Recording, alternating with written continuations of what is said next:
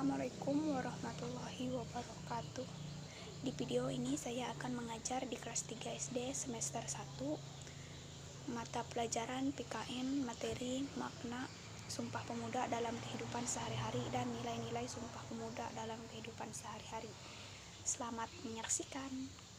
Assalamualaikum warahmatullahi wabarakatuh. Selamat pagi anak-anak. Kurang semangat nih. Kalau ibu bilang selamat pagi, kalian jawabnya pagi, pagi, pagi. Sekarang kita ulang ya. Selamat pagi anak-anak. Iya, harus semangat jawabnya. Apa kabar kalian hari ini? Alhamdulillah ya, kabar baik semua kalian.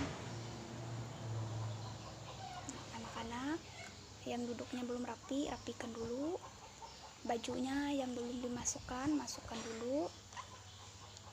Ayo duduk di tempatnya masing-masing, jangan ganggu temannya. Nah sekarang sudah rapi semua, berarti sudah siap untuk belajar. Sebelum memulai pelajaran, alangkah lebih baiknya jika kita berdoa menurut agama dan kepercayaan kita masing-masing. Berdoa dimulai.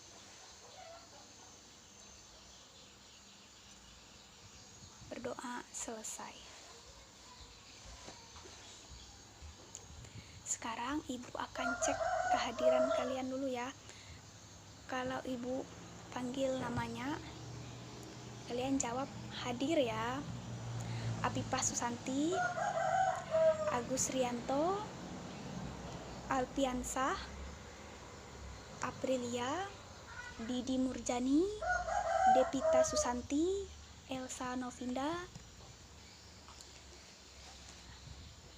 Halimatus Saudah, oh Halimatus ada ya, Melawen, Mira, Mahmuda Dendi, Mutia Febriani, Muhammad Fauzi Arrahman,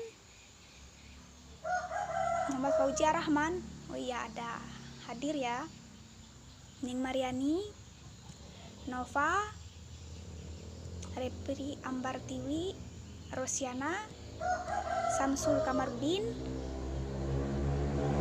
Supriyadi, Yana, Yeti Herlina, Yulia Kristina, Yuliana. Berarti kalian hari ini hadir semua ya. Ayo berdiri dulu semuanya. Sekarang kita akan menyanyikan salah satu lagu wajib, yaitu Satu Nusa Satu Bangsa. 1, 2, 3. Satu nusa, satu bangsa, satu bahasa kita. Tanah air pasti jaya untuk selama-lamanya. Indonesia pusaka, Indonesia tercinta, nusa bangsa dan bahasa kita bela bersama. Duduk semuanya. Di kelas ini siapa yang pernah bertengkar dengan teman atau saudaranya? Di sini siapa yang pernah bertengkar? Wah, semuanya ya pernah bertengkar, termasuk ibu juga pernah bertengkar. Tapi tahu nggak, bertengkar itu tidak boleh. Karena bertengkar dapat menyebabkan merusaknya hubungan kita dengan saudara kita, dengan teman, dengan tetangga, dengan ayah atau ibu. Nah, oleh sebab itu kita tidak boleh bertengkar. Nah, bertengkar juga dapat memutus hubungan silaturahmi, memutus hubungan komunikasi dengan teman, dengan saudara, dengan tetangga, atau dengan siapa saja. Nah, alangkah lebih baiknya jika kita menghindari pertengkaran. Di sini siapa yang masih ingat materi kita minggu kemarin? Iya, materi kita minggu kemarin tentang sejarah Sumpah Pemuda dan tokoh-tokoh dalam Sumpah Pemuda. Di sini siapa yang masih ingat pada tanggal berapa Sumpah Pemuda diperingati? Iya, pada tanggal 28 Oktober. Tokoh-tokoh Sumpah Pemuda, siapa yang masih ingat? Sebutkan dua saja. Yang pertama, Muhammad Yamin. Yang kedua, W.R. Supratman. Berarti kalian masih ingat ya materi minggu kemarin. Sekarang materinya yaitu makna-makna Sumpah Pemuda dalam kehidupan sehari-hari dan nilai-nilai Sumpah Pemuda dalam kehidupan sehari-hari.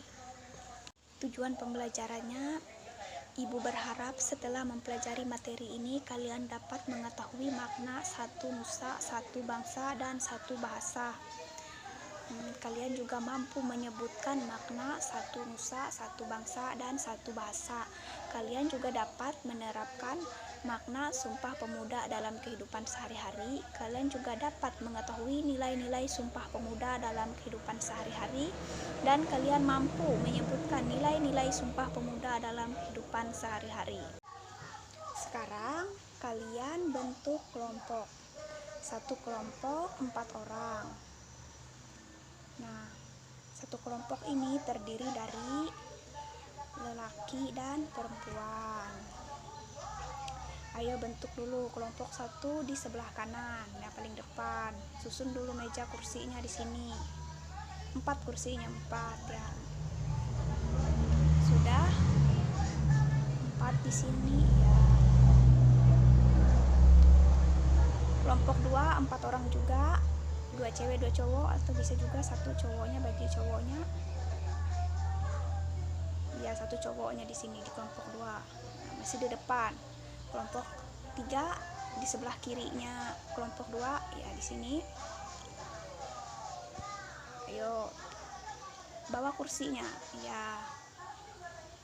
Kelompok 4 di belakang kelompok 1, kelompok 5 di belakang kelompok 2, kelompok 6 di belakang kelompok 3.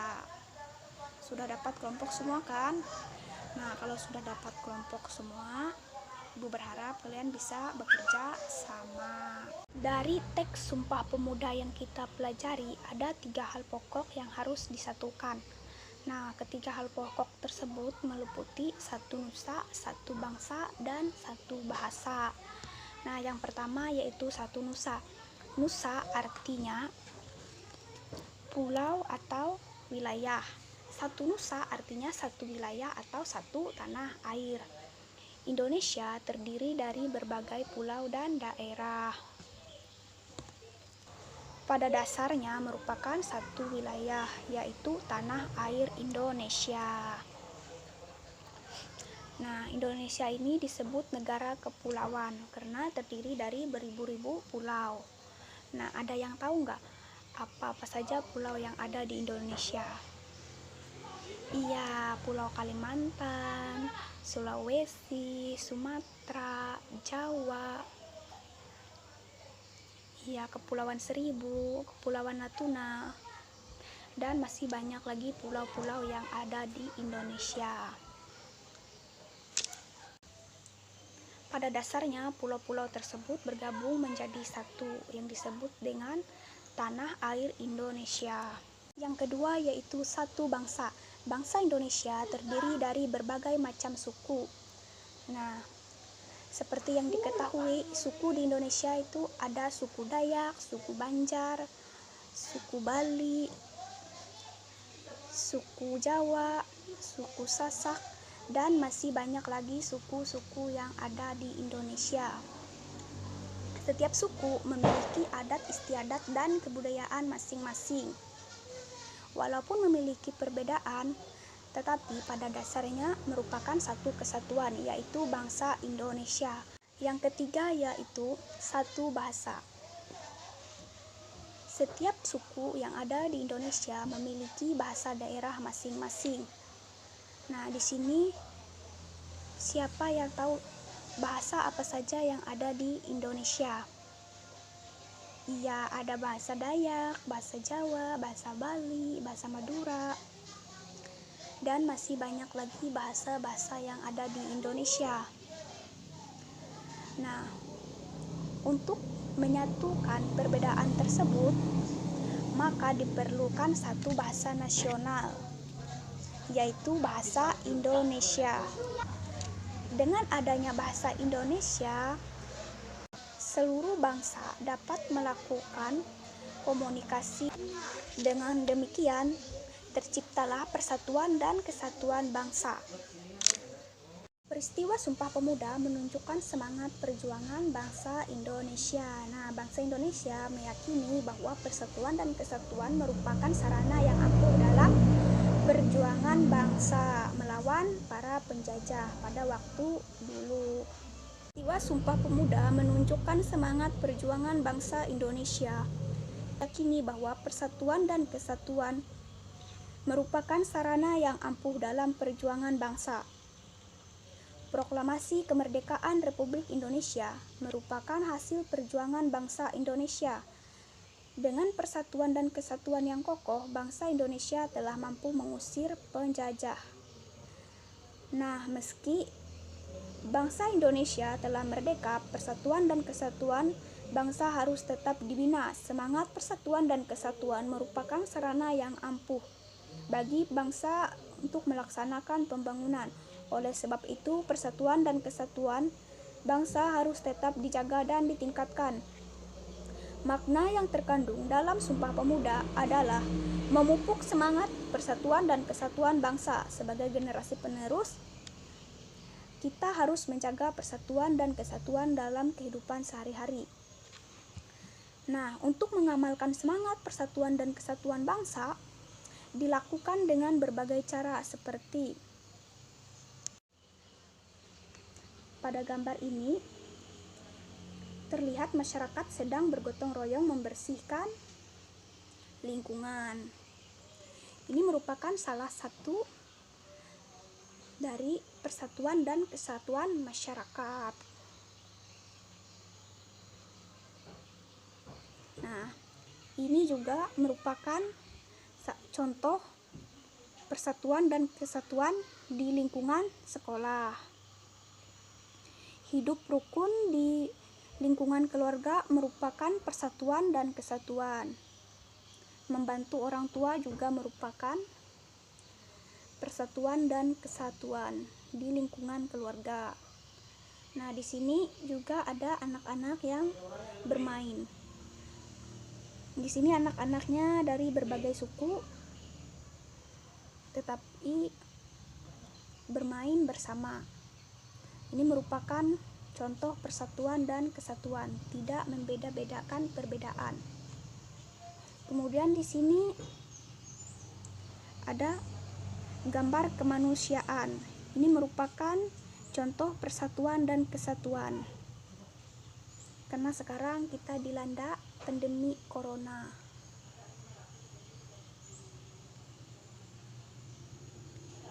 Nah, di gambar ini juga ada orang yang lagi berdiskusi atau rapat.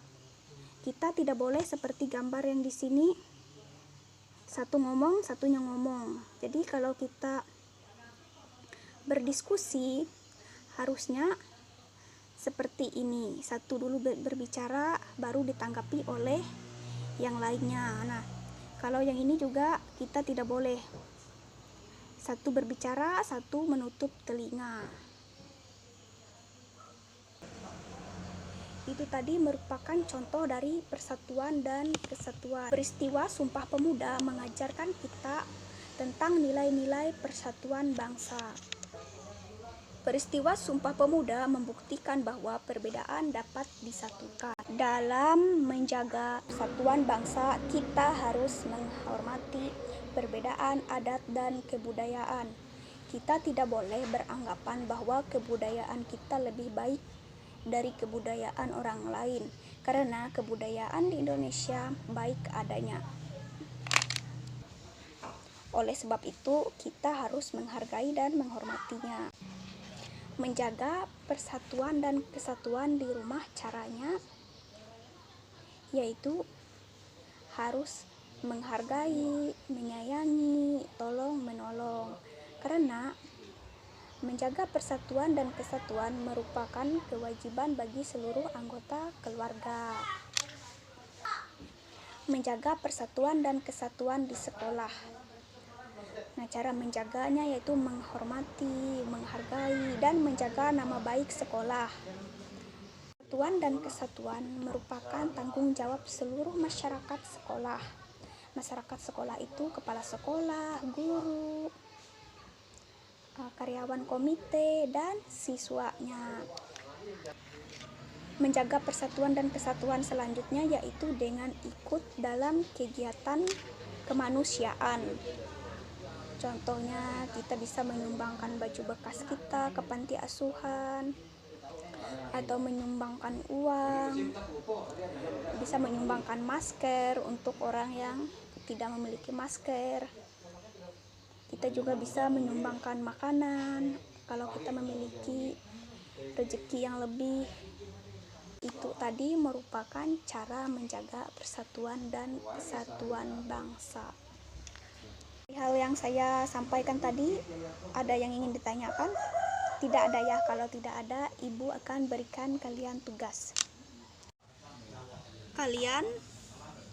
Ibu beri tugas yaitu isi titik-titik yang ada di kolom. Contohnya di nomor 2 ya, Ibu akan berikan cara menjaga persatuan di keluarga yaitu dengan saling menghargai.